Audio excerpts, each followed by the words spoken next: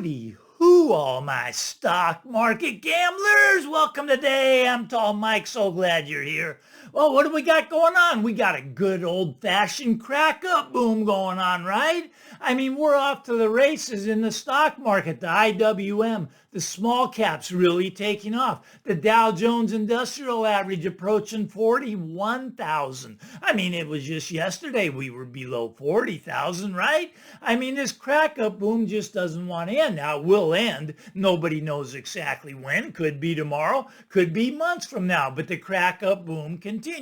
Now, what happens in a crack-up boom? Typically, everybody wants to get out of the dollar, right? Your dollar's it's losing purchasing power by the day. So what do they get into? They get into some gold and silver. Gold's at a record high, right? I mean, it just keeps going up and up and up, but this is just going on and on and on. Now, when it ends, this all comes crashing down. Now, will gold and silver crash down with the stock market when the stock market crashes? Yes, it will. Gold and silver gold's overbought, silver's way undervalued, but it won't crash down as much. It's a safe place to be. Now, here's the thing. The only thing that crashes on the gold and silver is really the spot price. Now, my take is you won't be able to find the physical metal when this happens. And then real quickly, when it crashes down with the stock market crashes down, gold and silver crashes down, not as bad, but gold and silver, it just takes off after that, right?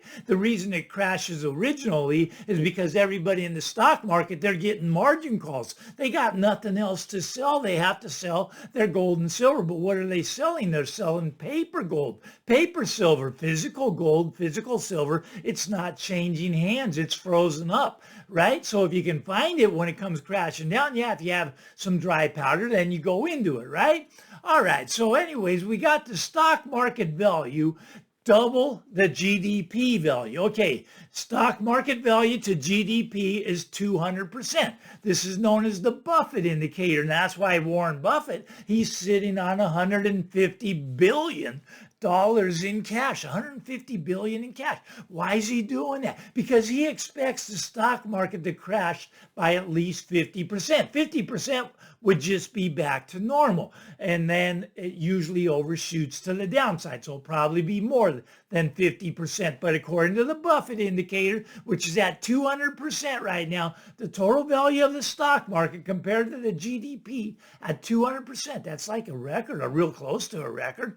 Anyways, it's going to come crashing down. Now, Michael Burry of the Great Short, right? He put the short on the housing market. Right now, he's got a multi-million-dollar trade in the gold market because he sees the crack-up boom, right? He wants to get in the gold trade. People ask me, is gold still cheap here? Yes, it is. Still cheap. What is it? It's 24.50 on the spot. It means you got to pay 2,600 just to get 1 ounce of physical. And I'm calling that cheap. Yes, that's cheap. It's going to go much higher when this thing comes tumbling down. When the debt bubble breaks, you will see gold $5,000, $10,000. You will see silver going from $30 to $300 and past 300, a 10x in silver. This is just my take. Your take may be completely different. All right, so let's talk about the real estate market for a bit. Now, a lot of people in the comments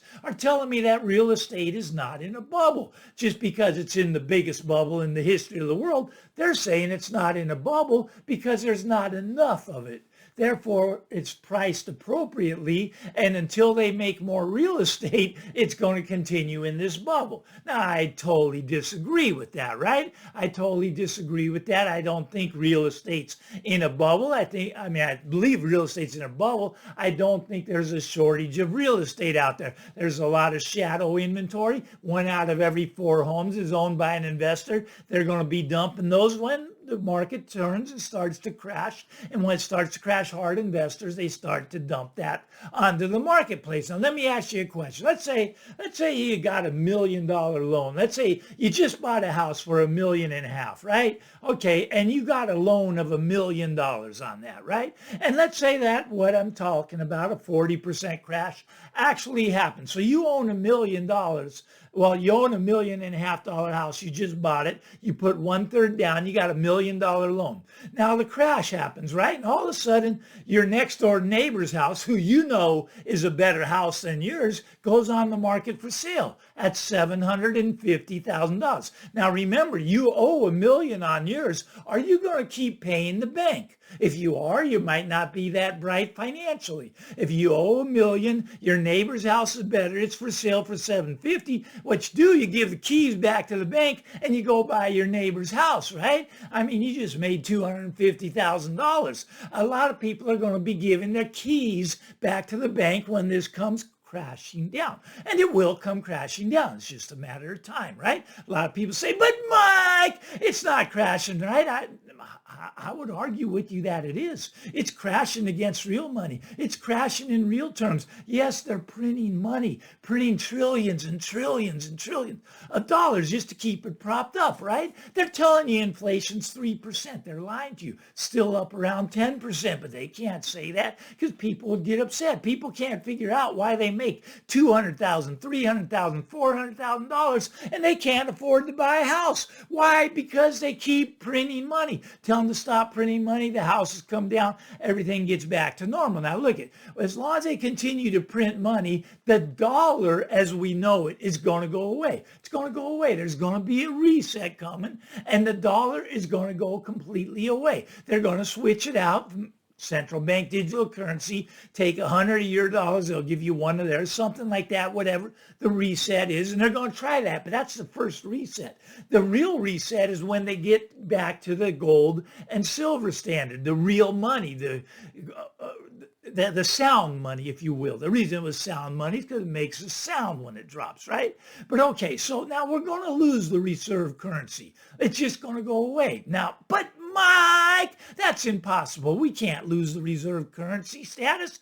Well, actually we can, and it's doing it a little bit at a time. A little bit, a little bit, a little bit, then it's going to happen all at once. What's going to be the reserve currency? I don't really know. The BRICS, they're trying to be the reserve currency, right? Maybe they got something going. The United States, we're too arrogant and too proud to admit that the BRICS have anything going as far as a currency. I'd beg to differ. They've been working on this for years and years. They'll get it figured out. They'll get back it by gold and silver. It will be a stronger currency than ours. Maybe that will be,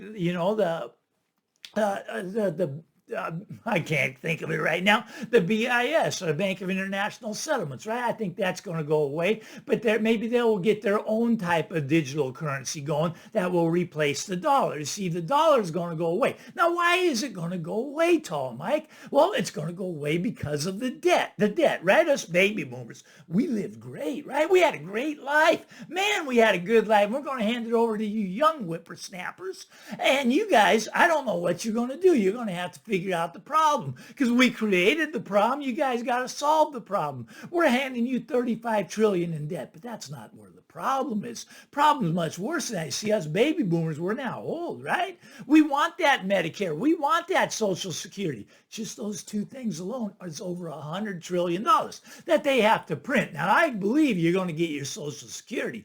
I believe it will pay. Well, its purchasing power will be half of what it is now once they start printing the money to pay out the Social Security. See, that $35 trillion in debt does not take into account the $120 trillion in unfunded liabilities just on Medicare, just on Social Security. They don't have the money. See, that was the biggest Ponzi scheme ever in the world. You pay in all that Social Security money to the idiots running the country, and they go out and spend it, and now you want to collect it. They don't have it anymore. Where'd it go? Well, they spent it. Why'd they spend it? I don't know. Because they're idiots. We got to get rid of those people. Get back to sound money. But okay, so we have a problem, right? So they're going to have to print the money, and they're going to print the money. But what happens when they print the money? You get inflation going. Right now, with inflation, they tell you they've won this war. They're going to start lowering the rates. That's insanity because they have to print the money for the Medicare, for the Social Security. When they do that, inflation's going to take off. It's going to go above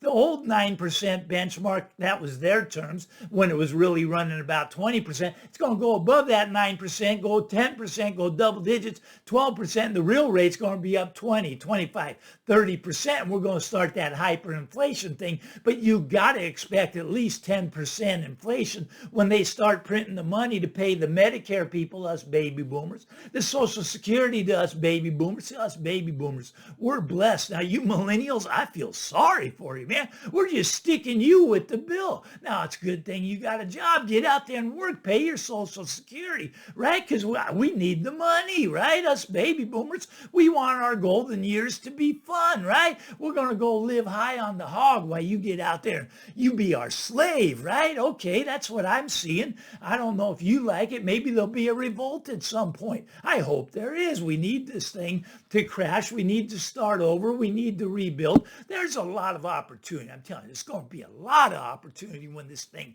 comes tumbling down. I don't see the opportunity right now. Now, everybody else sees the opportunity because they're in the crackup boom. Just put your money in the crackup boom, Tall Mike, and you'll make more money. You will until you won't. It's going to keep going up, going up, going up. I'm more like Warren Buffett. I got that dry powder ready. The deals are coming. The opportunities are coming. I'm parking my real wealth in the gold, in the silver. That's just booming, doing better than the stock market. Isn't that fascinating? Been doing the better than the stock market since the year 2000, right? The last 24 years, gold has outperformed the stock market. Interesting. They don't tell you that. They don't talk about that. They don't want you in gold. It's not easy to steal your money when you're in gold because that's honest and anonymous money, gold, right? They want you in the stock market. They want you to collect those fees on your 401k. They want to collect all those, all the money, right? They want to be able to bail in when they need to. So you just stay in all those dollar denominated things. I'll take my chances on the gold and silver market. Now, right now, just our regular deficit, right? Our regular deficit, they'll tell you it's $2 trillion, but they always overshoot it. So let's just say it's an extra $3 trillion every year. And that's just our regular deficit, right? This is just during normal times. Look at this is during the greatest economy in the world. They'll tell you how great the economy is.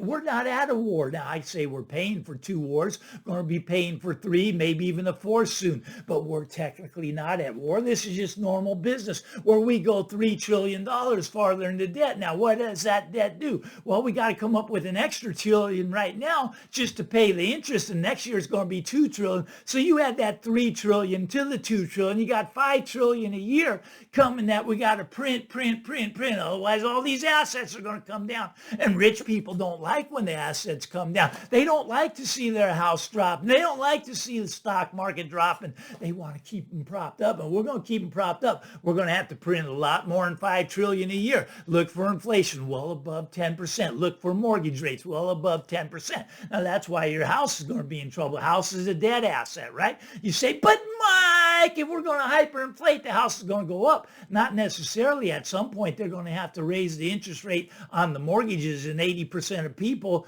they buy with the mortgage, right? They need a mortgage to buy your house. If no one can buy your house is going to be going down. That's why it's a little bit different. Yes, I agree with hyperinflation. Food's going to be going up. Gas is going to be going up. Your utility bills going up. Insurance is going up. Everything's going to be going up, but I don't think your house is going to keep going up with it. I think the house is going to be coming down. Now, this is just my take. I don't mean to scare anybody. You got your own take. You go listen to Barbara Cochran, Dave Ramsey. They'll tell you your house is going to double from here. And it may be, but let's get back to that $5 trillion a year extra that we don't have, right? So, okay, in the next 12 months, we got $9 trillion of the bonds rolling over. You add that $5 trillion that we don't have on, you got to sell $14 trillion worth of bonds. Who's going to buy those?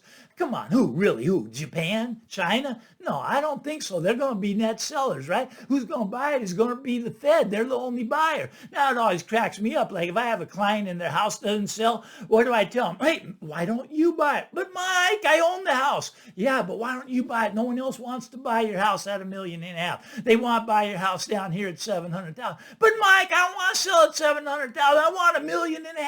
All right, well, why don't you buy your house? See, it doesn't make any sense to me. Why is the government buying our own bonds, right? Because no one else wants to buy time, but they're going to have to buy $14 trillion just in the next year. What's their balance sheet at now? I don't know, about 9 trillion. You add 14 trillion onto that balance sheet, what you got? You got 23 trillion. And that's just in the next 12 months. This is going off the rails. This is going away. The dollar's going away. Look at this as common sense. I could teach this stuff to a sixth grader. I know a lot of you people, you got your eyes closed, and that's fine. You go do what you do. You go out there, you buy the house, you keep your money in that stock market. That crack-up boom's going to continue. Maybe you'll get another 6 months out of it. I don't know, but it's not going to end well for you. I'm taking my chances in the gold and silver. That's just me. That's what I'm doing. It keeps going up, and I say it's still cheap here. We'll see how this all plays out. I'm Tall Mike. You like this stuff? Give me the thumbs up. Why not? Get out there, everybody.